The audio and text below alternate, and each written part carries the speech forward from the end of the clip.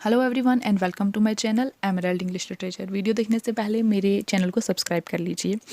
आज मैं आपके साथ डिस्कस करने जा रही हूँ इंग्लिश रोमांटिक पोइट वर्ड्सवर्थ की एक पोइम डैफोडिल्स, जिसका दूसरा नाम है I wandered lonely as a cloud. ये पोइम पब्लिश हुई थी 1807 में और लिखी गई थी 1804 से 1807 के बीच में। तो ये पोइम तब लिखी गई थी जब वर्ड्सवर्थ अपनी सिस्टर डोरोथिया के साथ लेक डिस्ट्रिक्ट में ही घूम रहे थे, तो उनकी नज़र डैफोडिल्स के फूलों पर पड़ी। डैफोडिल्स बहुत खूबसूरत किस्म के फूल होते हैं, उन पे पड़ी और वो स्मिटन हो गए। उन्हें वो इतना पसंद आ गया वो नज़ारा कि उस पर उन्होंने पोइम लिख डाली। मैं लाइन बाय लाइन डिस्कस करती हूँ इस पोइम को। I wandered lonely as a cloud, कि मैं घूम रहा था एक बादल की तरह यहाँ वहाँ कहीं भी। That floats on high over valleys and hills, बहुत ऊंची हिल्स के ऊपर और वैलीज वादियों में। When all at once I saw a crowd, कि अचानक से मेरी नज़र एक झुंड एक भीड़ पे पड़ी। ए होस्ट ऑफ गोल्डन डैफोडिल्स, के बहुत सारे गोल्डन रंग के सुनहरी जो डैफोडिल्स के फूल थे। Beside the lake beneath the tree fluttering and dancing in the breeze, कि वो लेक के किनारे, एक झील के किनारे थे और पेड़ के नीचे थे और फ्लटर कर रहे थे, झूम रहे थे और डांस कर रहे थे हवा में। Continuous as the stars that shine and twinkle on the milky way, जैसे मिल्की वे गैलेक्सी होता है सितारों का झुंड, उसमें सितारे टिमटिमा रहे होते हैं, इसी तरह से वो शाइन कर रहे थे और टिमटिमा रहे थे।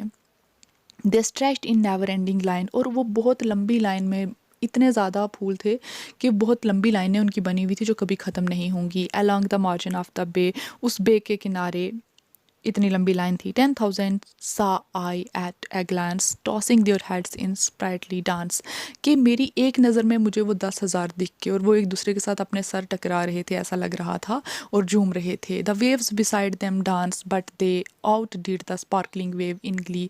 कहता है कि वो जो लेक थी, लेक के किनारे पे फूल थे, तो लेक का जो पानी है उसकी उसमें वेव्स थी, जो लहरें थी, वो भी डांस कर रही थी। लेकिन इसके डांस से, जो फूलों का डांस था, उससे वो उतना अच्छा नहीं था, क्योंकि फूल ज़्यादा अच्छे से और खुशी से झूम रहे थे और खूबसूरत लग रहे थे। The poet could not but be gay in such a jocund company, कि ऐसी फूलों की खूबसूरत कंपनी, ऐसा नज़ारा हो तो पोइट खुश ही रह सकता है, वो दुखी होने की कोई वजह नहीं है। I gazed and gazed but little thought, कहता मैं उनको देखता गया और देखता गया, खो गया उनमें, और मुझे ये ख्याल ही नहीं आया what wealth the show to me had brought, कि इन फूलों ने मेरे लिए कौन सा खजाना लाया है, कौन सी खुशी का खजाना वो मेरे लिए लेकर आए हैं, ये तो मैंने सोचा ही नहीं, बस मैं देखता ही रह गया।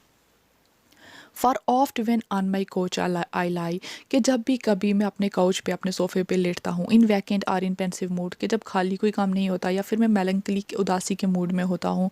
दे flashed upon that inward eye which is the bliss of solitude, तो वो मेरी नज़रों के आगे वो नज़ारा नज़र आने लगता है, मुझे फ्लैश होने लगते हैं, मुझे वो फ़ोटोज़, वो चीज़ें दिखाई देती हैं मेरी मेमोरी में, जो मैंने वो फूल देखे थे, वो नज़ारा देखा था जब भी कभी मैं अकेला होता हूँ।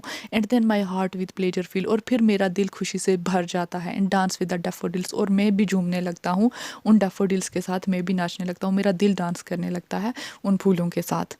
तो अगर आपको मेरी ये वीडियो पसंद आती है तो लाइक, सब्सक्राइब और शेयर कीजिए।